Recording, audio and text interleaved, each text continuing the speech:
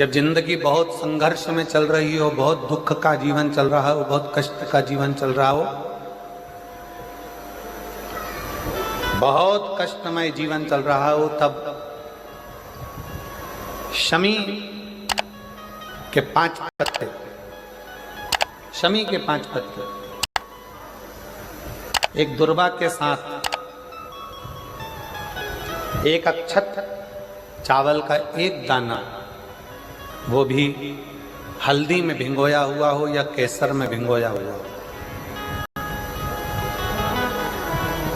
शमी पत्र 5, एक दुर्वा, एक चावल का दाना, जो दिल से हृदय से बेलपत्री के वृक्ष के नीचे पार्थिव लिंग का निर्माण कर कर मट्टी का शिवलिंग बनाकर प्रदोष काल में, मतलब शाम के समय पर शिवलिंग बनाकर उस पे जल चढ़ाकर, जो ये 5 शमी का पत्र, एक दुर्वा और एक चावल का दाना, अपनी कामना कर कर जो दुख चल रहा है बाबा से विनय कर कर एक एक पत्ता जब समर्पित कर दे, फिर एक दुर्वा समर्पित कर दे, फिर एक चावल का दाना समर्पित कर दे और बाबा का वहीं पर पुनः विसर्जन कर दे, 3 महीना तो जाने दो, 15 दिन के अंदर वो दुख कटता जरूर है, चाहे कोई भी दुख,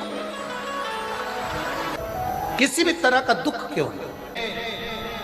एक बेलपत्र के वृक्ष की परिक्रमा करने वाले को हजारों अश्वमेध यज्ञ का फल प्राप्त हो जाता है, हजारों अश्वमेध यज्ञ का फल प्राप्त हो जाता है। उसी तरह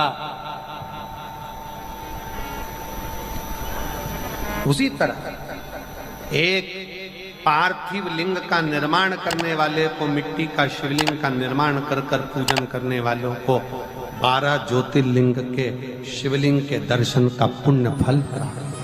बहुत ध्यान लगाकर सुनिएगा। एक बेलपत्री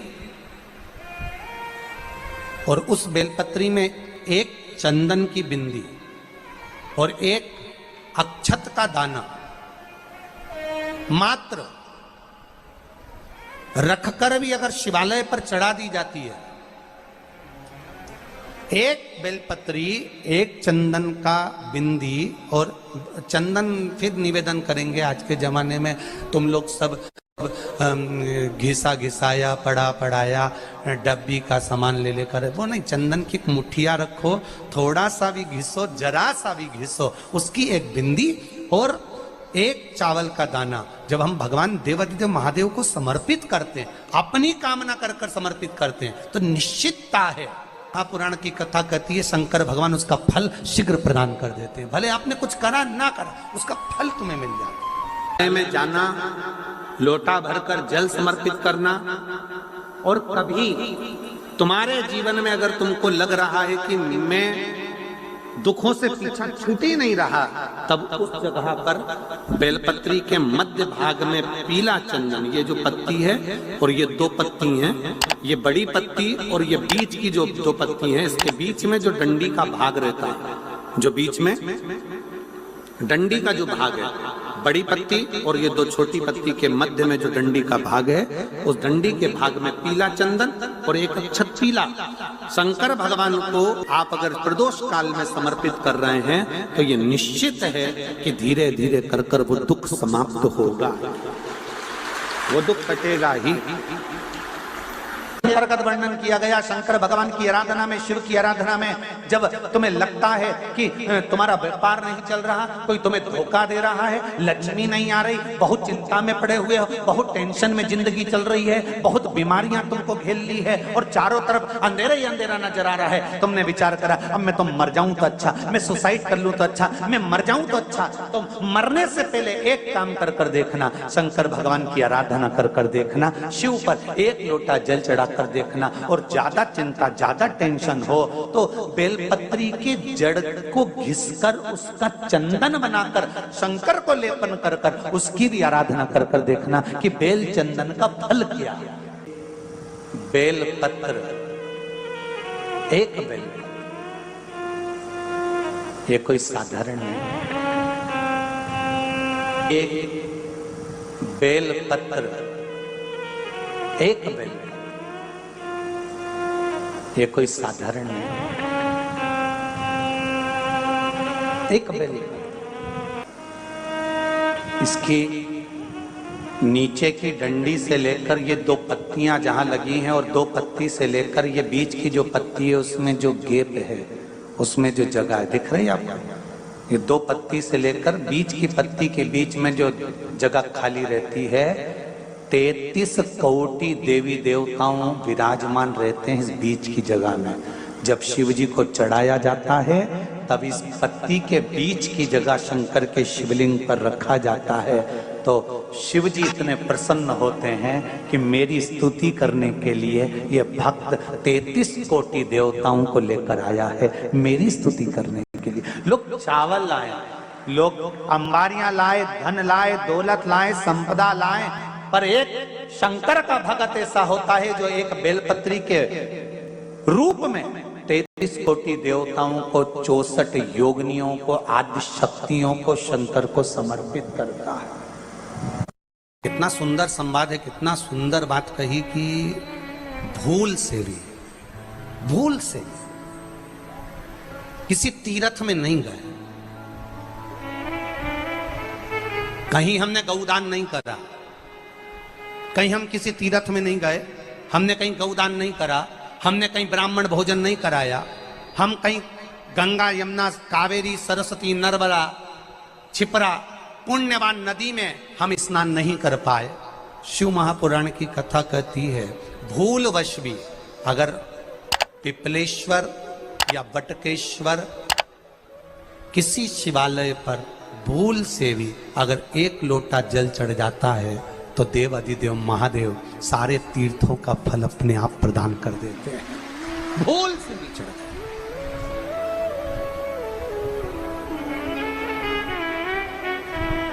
एकांतेश्वर महादेव किसी तीर्थ में नहीं गए, कहीं हमने गौदान नहीं करा, कहीं हम किसी तीर्थ में नहीं गए, हमने कहीं गौदान नहीं करा, हमने कहीं ब्राह्मण भोजन नहीं कराया, हम कहीं गंगा यमुना कावेरी सरस्वती नर्मदा छिपरा पुण्यवान नदी में हम स्नान नहीं कर पाए। शिव महापुराण की कथा कहती है भूलवश भी अगर पिपलेश्वर या बटकेश्वर किसी शिवालय पर भूल से भी अगर एक लोटा जल चढ़ जाता है तो देव अधिदेव महादेव सारे तीर्थों का फल अपने आप प्रदान कर देते हैं। भूल से भी चढ़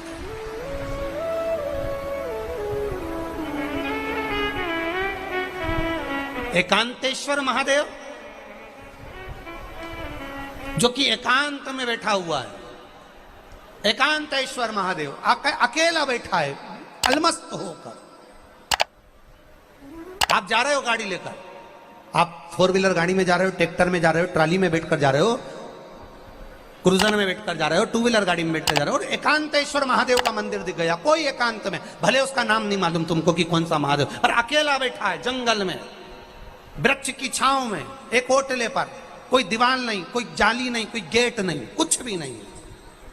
ये शिव मंदिर में जाकर एक लोटा जल समर्पित करती थी और शास्त्र कहता है कि शंकर के मंदिर में अगर एक लोटा जल कोई एक परिवार का व्यक्ति भी समर्पित कर रहा है तो समझ लेना कि वो अपनी 71 पीढ़ी को पार लगा रहा है। वो अकेला नहीं, 71 पीढ़ी को पार लगा रहा है। शिव महापुराण की कथा कहती है जब बच्चा गर्भ में आता है, माता के गर्भ में जब संतान आती है और माता के गर्भ में जब संतान रहती है, उस 9 महीने में स्त्री नारी अगर कहीं शंकर के मंदिर के सामने से निकल जाए या शिवालय का जल स्त्री को मिला हो या शंकर भगवान का कोई प्रसाद या शंकर भगवान का कोई नाम जाप या शंकर भगवान का कोई मंत्र जाप उस स्त्री के कानों में पहुंच जाए तो जो गर्भ में बच्चा होता है वो बच्चा शंकर की कथा तक या शिवालय तक उसको बिना बोले ही वो अपने आप चला ही जाता है, पहुंच ही जाता है। उस गर्भ में रहने वाले बच्चे को भगवान शंकर के मंदिर के सामने से भी कोई गर्भवती स्त्री निकल कर चली जाती है तो उसका भी फल उसको प्राप्त हो जाता है। उसका भी फल उसको प्राप्त हो जाता है। और वो फल साधारण नहीं होता। क्यों? बेलपत्री को जब भी चढ़ाया जाता है तो पीछे की डंडी पकड़कर नहीं चढ़ाया जाता। बेलपत्री को चढ़ाने के लिए मध्य भाग को, जैसे यह बेलपत्र होता है तो इसका मध्य की जो डंडी होती है, मध्य भाग होता है बेलपत्री का, तब मध्य भाग को पकड़कर हम भगवान शंकर को बेलपत्र समर्पित करते हैं। कोई भी बेलपत्र ऐसे नहीं चढ़ाता कि डंडी पकड़ के चढ़ा दिया, फिर पीछे की डंडी पकड़ के चढ़ा दिया, फिर पीछे की डंडी पकड़ के चढ़ा दिया, फिर डंडी पकड़ा, फिर चढ़ा दिया ना। मेरे देवादिदेव महादेव को जब भी बेलपत्र चढ़ाया जाता है तो मध्य भाग, पीछे की डंडी पकड़कर नहीं, मध्य भाग से भगवान शंकर को बेलपत्र समर्पित किया जाता है। मध्य भाग से जब भी पकड़ेंगे तो मध्य भाग को पकड़कर बेलपत्र समर्पित करेंगे। क्यों?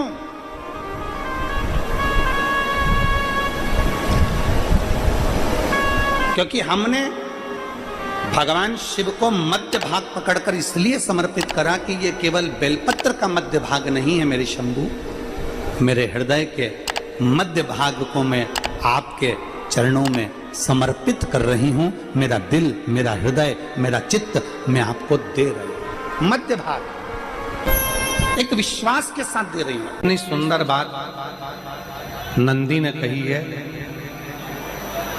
नंदी ने ये बात जो कही वो वास्तव में बड़ी सुंदर है कि मान लो यदि कोई कार्य तुम्हारा हो नहीं रहा और पूरी दुनिया में तुमने कर कर देख लिया, बहुत प्रयास कर कर देख लिया, तो भी वो कार्य अगर तुम्हारा नहीं होता, तो फिर एक काम करो कि शिव की स्तुति करो, शंकर की स्तुति, शंकर का गुणगान, शंकर की भक्ति, शंकर का स्मरण।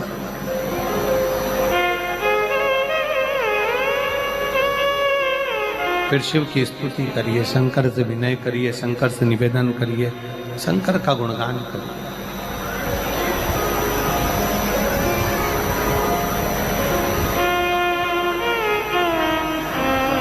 पर भगवान की भक्ति होती कब? जितने आस्था चैनल पर कथा सुन रहे हैं, जितने फेसबुक यूट्यूब पर कथा सुन रहे हैं, जितने पंडाल में बैठकर शिव भक्त कथा को रसपान कर रहे हैं, उनसे निवेदन करूंगा कि शंकर की भक्ति होती कब है, शंकर का स्मरण कब होता है, शंकर की भक्ति कब होती है, शंकर की कथा सुनने में मन कब लग सकता है? जब अपने भीतर की अभिमत्ता, अपने भीतर का अहम, अपने भीतर का अहंकार, अपने भीतर की आसक्ति, अपने भीतर का काम, अपने भीतर की तृष्णा जब दूर हो जाए तो समझो कि आप शिव में मन लगा बैठे। कितने सारे लोग बैठे हैं यहाँ पर कथा में, सब पंडालों के अंदर लोग शिव भक्त बैठे हुए हैं। कई लोग ऐसे भी होंगे जिनका आकर बैठ तो गए पर दिल नहीं लगता। दो जल व्यक्ति के जीवन को बदलते। कितने जल? जम के बोलो जरा। दो जल। एक देवादिदेव महादेव के लिए भरा गया 1 लोटा जल और दूसरा है स्वयं के लिए भरा गया 1 लोटा जल।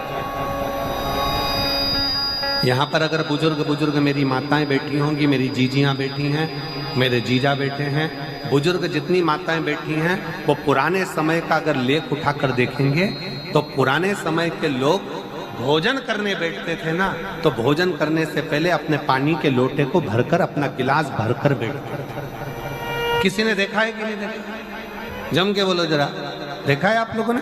पुराने समय के लोग जब भोजन करने बैठते थे, पुराने समय के लोग जब भोजन करने बैठते थे तो अपना पानी का गिलास, अपना पानी का लोटा पहले भरकर आसन लग जाता था। बहू आसन लगा देती थी, बहू खाना बना देती थी, घर की पत्नी खाना बना देती थी, भोजन बना देती थी, घर के लोग भोजन दे देते थे। थाली कोई भी लगा कर ला कर दे, थाली कोई सजा कर ला कर दे, पर घर का जो व्यक्ति खाना खाने बैठता था, भोजन करने बैठता था, वो अपना पानी स्वयं भर कर बैठता।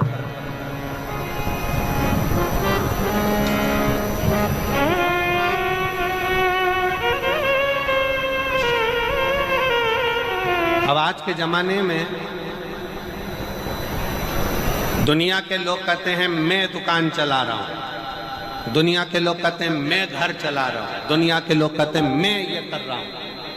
तुम अपना खुद का पानी भरकर तो बैठ नहीं रहे और कह रहे हो कि घर चला रहा हूं। स्वयं का एक गिलास पानी व्यक्ति नहीं भर पा रहा। कितना सुंदर कहा है महाराज जी। बहुत सावधानी से सुनिएगा। दो जगह का जल व्यक्ति के जीवन को बदल देता है। एक शिव के लिए भरा गया जल और दूसरा स्वयं के लिए भरा गया जल। स्वयं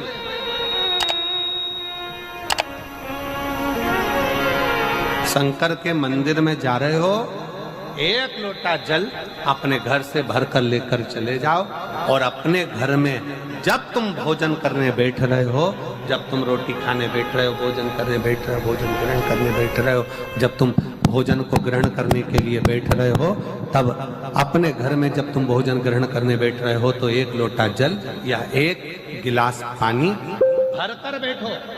बहू अच्छी है, पानी भरेगी, मना नहीं है। बेटा अच्छा है, पानी भरेगा, मना नहीं है। पोता अच्छा है, पोती अच्छी है, नाती अच्छा है, पंती अच्छा है, घर में सब अच्छे। तुम्हारी पत्नी भी अच्छी है, तुम खाना खाओगे तो वो पानी ला कर दे देगी। तुम्हारी बहू भी अच्छी है, तुम भोजन करोगे तो वो पानी ला कर दे देगी। तुम्हारा परिवार का हर व्यक्ति अच्छा है, तुम्हारा कहना मानता है। तुम जिमने बैठोगे, भोजन करने बैठोगे तो वो पानी ला कर देगा। पर शिव पुराण की कथा कहती है, जो व्यक्ति भोजन करते समय अपना जल स्वयं भर कर बैठता है, उसकी जिंदगी में से 3 रोग समाप्त हो जाते हैं। कितने रोग समाप्त हो जाते हैं? 3।